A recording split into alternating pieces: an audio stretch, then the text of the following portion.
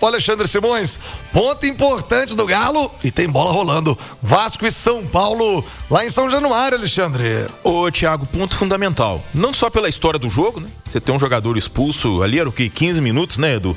Que o Vitor Hugo foi expulso, né? Então, quer dizer, com os acréscimos, aliás, o Galo ficou 90 minutos com um jogador a menos, né? Porque nós tivemos 9 minutos de acréscimo na primeira etapa e mais 6 na segunda. Então dão exatamente os 15 minutos que foi o momento da expulsão do Vitor Hugo. Então o Galo jogou 90 minutos com um jogador a menos e segurou o Internacional, o Everson fazendo grandes defesas. Mas é um ponto que vale ouro, Thiago. Por quê? Olha só, o Vitória, que é o 17º, perdeu.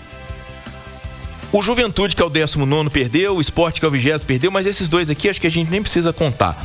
E o Santos e o Fortaleza empataram.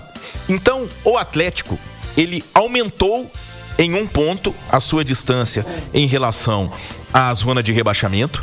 Chegou aos 37 pontos. Eu disse mais cedo, a projeção do Vitória, que tem o melhor aproveitamento da zona de rebaixamento para o final do Brasileirão, é de 38 pontos.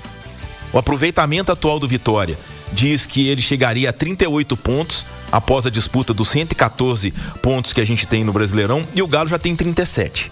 E além disso, o Caixa destacou aí o fato do Galo na próxima rodada jogar em casa e contra o Bahia, que é um time lá de cima da tabela, quinto colocado, vem de uma vitória de virada sobre o Bragantino. Mas de toda forma, Thiago, é uma rodada extremamente positiva para o Galo. Por quê? Esse Internacional aí, que está em crise e teve a sua crise aumentada pelo Galo, joga contra o Vitória na quarta-feira. O Ceará na quinta faz o clássico com Fortaleza e o Santos joga contra o Palmeiras. Então quer dizer, todos os jogos aqui, os resultados provavelmente irão ajudar o Atlético. Sendo que no Ceará e Fortaleza, qualquer coisa que acontecer é bom pro Galo. Porque o Ceará só tem um ponto a mais que o Galo. Então quer dizer, o Atlético tem mais uma decisão dentro da Arena MRV.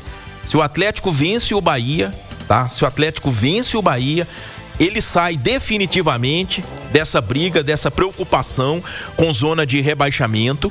E aí sim, o Sampaoli pode passar a pensar de forma mais firme, mais contundente no grande jogo do ano do Galo, que é a final do dia 22. Então, quer dizer, o Atlético ganhou um ponto lá no Beira-Rio.